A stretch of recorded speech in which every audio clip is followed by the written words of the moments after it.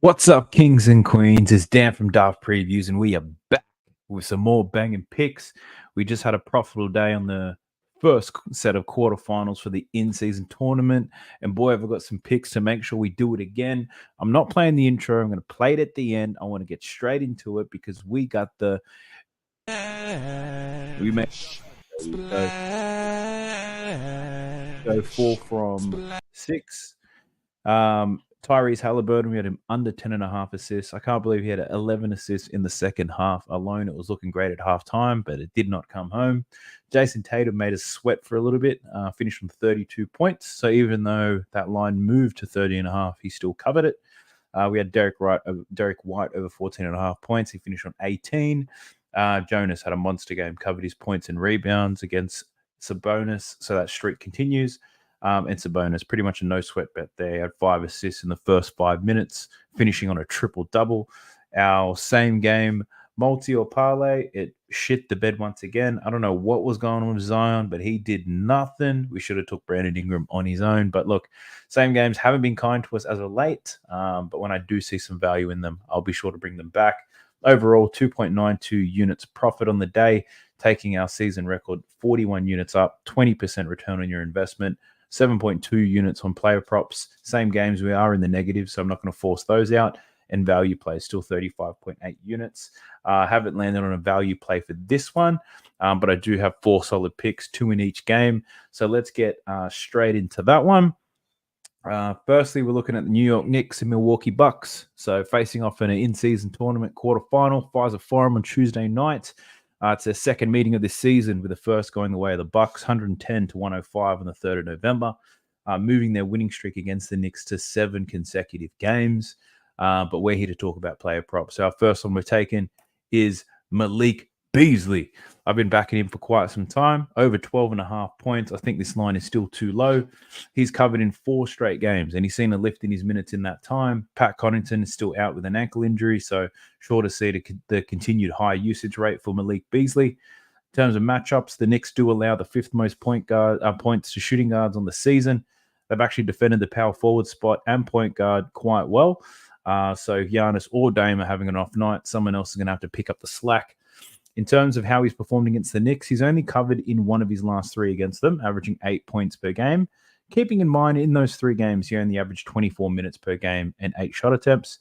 Over his last 5 games, where he's seen an increase in his usage, he's playing 36 minutes per game and attempting almost 13 shots. During this 4-game stretch where he's covered this line, he's also attempted a minimum of 11 shots per game. So far this season, when he's attempted 11-plus shots, he's done that in 7 games. He's covered this line every single time, on his way to averaging 19 points per game. Last year, when he played for LA and Utah, when he shot a minimum of 11 shots, he covered this line at a 79% rate. So Malik Beasley, we're basically looking for more minutes and shot attempts. If he's getting over 11, this thing's going to cash, baby. Our second one, we stay in the same game. I like Josh Hart over 5.5 rebounds. So he's covered this in 4 of his last 5 games, averaging 6.5 rebounds, which is in line with the season average. He's covered in 12 of 19 games so far for a 63% hit rate on the year. He does play off the bench, but he still gets around 28 to 30 minutes of game time. Why I love this pick is he's got excellent form against the Milwaukee Bucks. He's covered this line easily in 6 straight games, recording 10, 8, 9, 7, and 11, and 15 rebounds as well. He's also seen minutes as low as 26. He still recorded 8 rebounds in that matchup.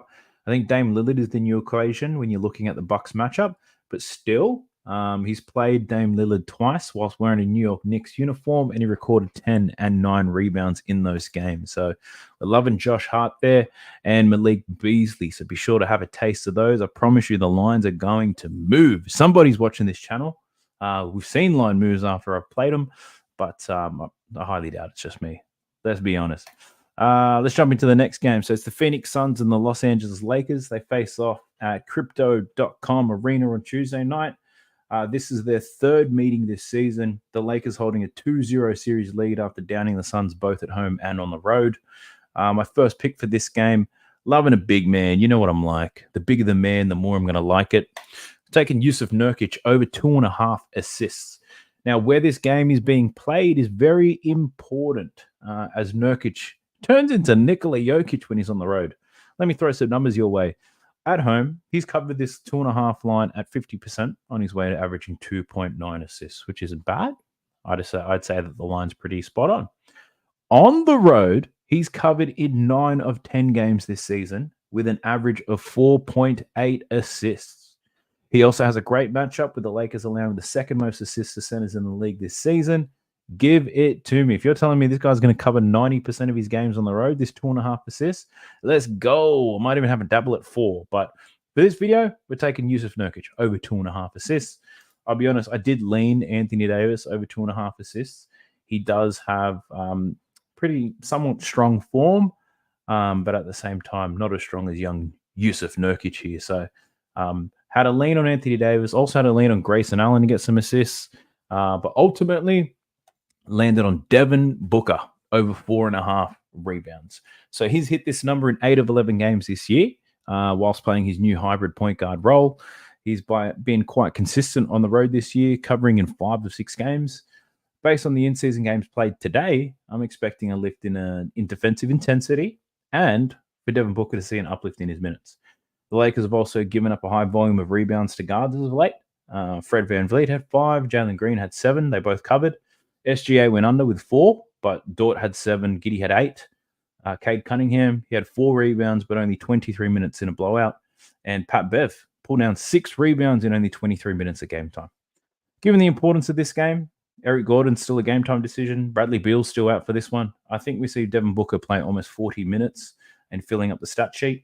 I know that his line's going to move at 5.5, and I'd still probably take that, but with not as much confidence. But in saying that, he's going to be playing a lot of minutes. The defensive intensity is going to be there, and I think there's going to be some cheap rebounds for my boy, D-Book. But that's all I've got for you. It's quite late, but hopefully not too late for you guys to watch it. I appreciate all of you who have tuned in live for this one. If you do want to see what else I jump on, because I feel like I'm going to find a few value players, probably something around Josh Hart, jump into the Discord and you'll see that. But for now, for this video, we've got 4 picks. We hope you like them. Let's keep the profit streaks rolling. And here's the intro I promise you. Peace.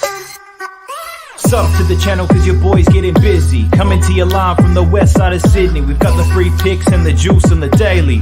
It's all free, you don't even have to pay me.